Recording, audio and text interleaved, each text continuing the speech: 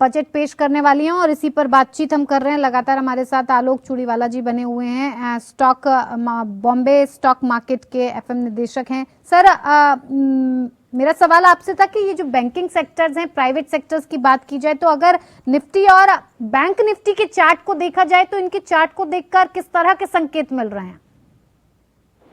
देखिए, मैं चार्ट को इतना फॉलो नहीं करता, पर ये बात जरूर आपको कह सकता हूं कि जहां तक बैंकिंग क्षेत्र का सवाल है, जो पब्लिक सेक्टर बैंकिंग है, उसमें क्योंकि एनपीएस काफी लो हैं और जो नतीजे बारंबार आ रहे हैं क्वार्टर पर क्वार्टर, वो बेहतर होते जा रहे हैं, तो उनमें एक निवेशकों की दिलचस्पी ज्यादा है। प्राइवेट सेक्टर की उसके तुलना में अगर बात करें तो अगर आप देखें, जैसे एचडीएफसी बैंक, उसका जो पीई मल्टीपल था वो काफी हाई रहता था।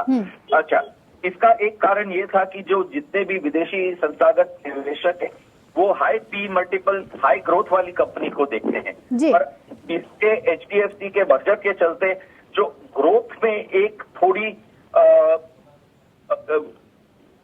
जो ग्रोथ थी वो उतनी नहीं रही है आज के दिन में, तो कहीं ना कहीं बिकवाली आ रही है उस काउंटर पे और थोड़ा एक थम्स आ गया है।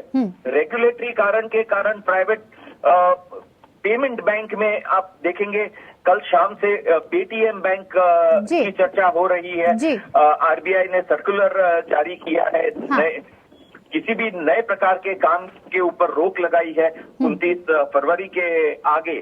तो आज पेटीएम बैंक को लेके भी काफी मार्केट में चर्चा है। सर इसी पर मैं सवाल करना चाहूंगी, जो ये आदेश आरबीआई की तरफ से पेटीएम पर रोक लगाने के लिए दिया गया है, क्या इस आदेश के बाद पेटीएम के लोन बिजनेस पर किसी तरह का खासा असर देखने को मिलेगा, या फिर पेटीएम का जो शेयर मार्केट है, पेटीएम का जो शेयर है, उस पर किसी तरीके का कोई असर देखने को मिलेगा? देखिए, पहले मैं शेयर मार्केट की तरफ रुख अपनाऊंगा। शेयर मार्केट में कोई भी नेगेटिव अगर खबर आती है किसी भी कंपनी के लिए तो उसमें तुरंत गतिविधि होती है, और आज देखा यही गया कि खुलते से ही पेटीएम का शेयर 20% नीचे के सर्किट पे है। दूसरी बात, जहां तक इसके लोन बिजनेस की बात है, मुझे नहीं लगता कि इसके लोन बिजनेस पे खास असर पड़ेगा। और ओवरऑल इम्पैक्ट जो कि एनालिस्ट बता रहे हैं, कह रहे हैं कि जो पेटीएम बैंक का योगदान इसके मुनाफे में महज 300-400 करोड़ का है। हालांकि इसकी जो बुक है वो काफी बड़ी है, तो ओवरऑल पिक्चर में शायद इतना तीव्र असर ना भी हो, पर ये आने वाला समय चीजों को स्पष्ट करेगा। बिल्कुल सर, अब बात अगर स्टॉक मार्केट से जुड़ी हुई चल रही है, तो ऐसे में जिन सेक्टर्स में बजट देने की लगातार जिस तरह से बातचीत आ रही है, खबर आ रही है, रेलवे की अगर बात की जाए तो इसको लेकर मैं आपसे सवाल आगे करूंगी। अगर बात रियल एस्टेट की जाए तो किस तरह की संभावनाएं नजर आ रही हैं? देखिए, रियल एस्टेट में सबसे बड़ा योगदान जो एक डिमांड का रहता है, उसे एक प्रोत्साहन देने के लिए अगर होम लोन के ऊपर रिबेट अगर कुछ ज्यादा दी जाए, जो फिलहाल है उससे ज्यादा, तो एक प्रोत्साहन मिल सकता है। खासकर लो कॉस्ट हाउसिंग की अगर बात करें या मिडिल क्लास हाउसिंग की बात करें उस पे। जी बिल्कुल। अगर वित्त मंत्री, देखिए आलोक जी, अगर टैक्सेस में किसी तरह के बदलाव का ऐलान करती हैं निर्मला सीतारमण, चाहे वो बदलाव इनकम टैक्स में हो या फिर कस्टम ड्यूटी जैसे जो इनडायरेक्ट टैक्स होते हैं उस पर हो, तो क्या इसका असर स्टॉक मार्केट पर पड़ेगा?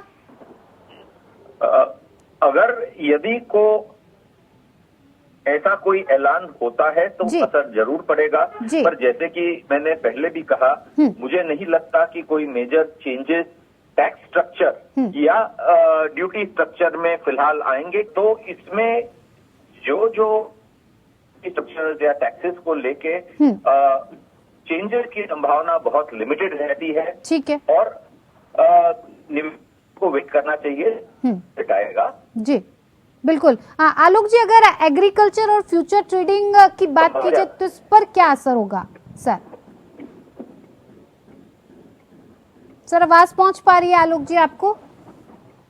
हाँ हाँ जी, रिपीट करेंगे प्लीज। जी जी बिल्कुल सर, एग्रीकल्चर को लेकर बात की जाए तो उसको लेकर फ्यूचर ट्रेडिंग पर और इन सब चीजों पर क्या असर होगा सर, समझना चाहेंगे। मैं इक्विटी विशेषज्ञ हूं, तो कमोडिटीज के ऊपर कमेंट नहीं करना। जी जी ठीक है सर, ठीक, बिल्कुल बिल्कुल।